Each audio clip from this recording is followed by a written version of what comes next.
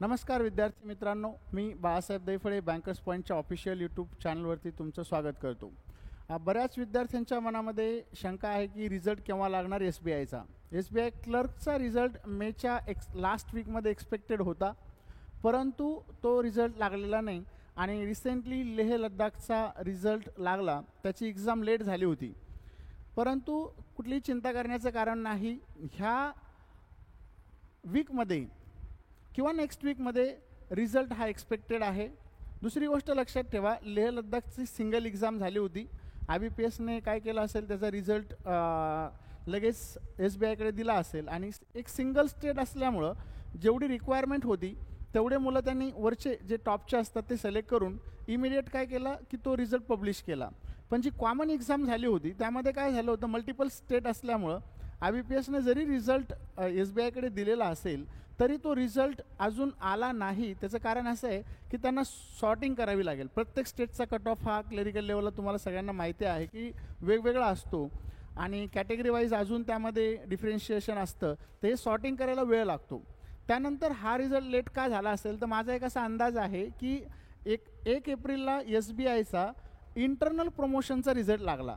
त्यामध्ये मग clerk to officer, officer scale 1 to scale 2, scale 2 to scale 3, scale 3 to scale 4 असं सगळेच result लागले आणि सध्या त्यांचे ट्रान्सफर चालू आहेत.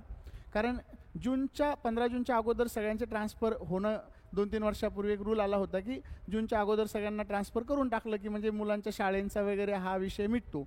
त्यामुळं सध्या त्यांचे इंटरनल ट्रान्सफर चालू आहे. त्यामुळं कोणत्या झोनमध्ये किती डिफिसिएट आहे हे सुद्धा कळण्यासाठी त्यांना थोडा वेळ लागेल. कारण आता ट्रान्सफर आणि प्रमोशन, क्लर्क टू ऑफिसर देखील प्रमोशन झालेले असतात. मग कुठल्या ब्रँचला, कुठल्या झोनला किती मुलं द्यायचे आहेत, तर यामुळं थोडंसं हे लेट झालेलं असू शकतं. त्यानंतर इंटरनल ट्रान्सफरचं प्रत्येक झोनवाईजसुद्धा काम चालू आहे.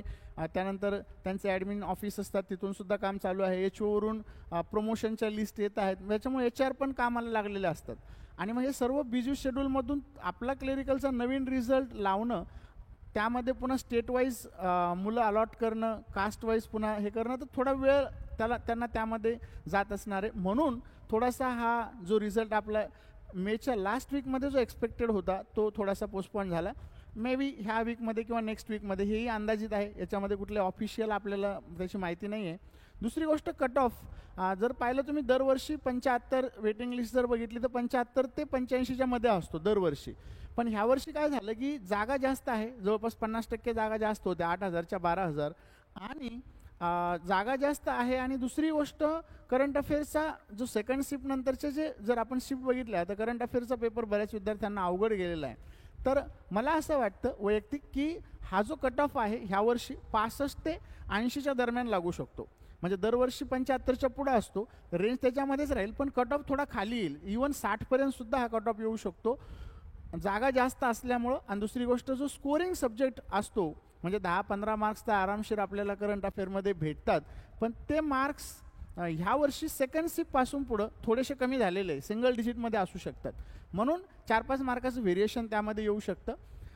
अजूनही तुम्हाला जर काही याच्यामध्ये रिझल्टबद्दल डाऊट्स असतील तर तुम्ही आपला खाली जो एक नंबर स्क्रोल होतोय, व्हॉट्सअपचा नंबर आहे तो माझाच आहे, तर त्यामध्ये तुम्ही आम्हाला क्वेश्चन विचारू शकता. धन्यवाद.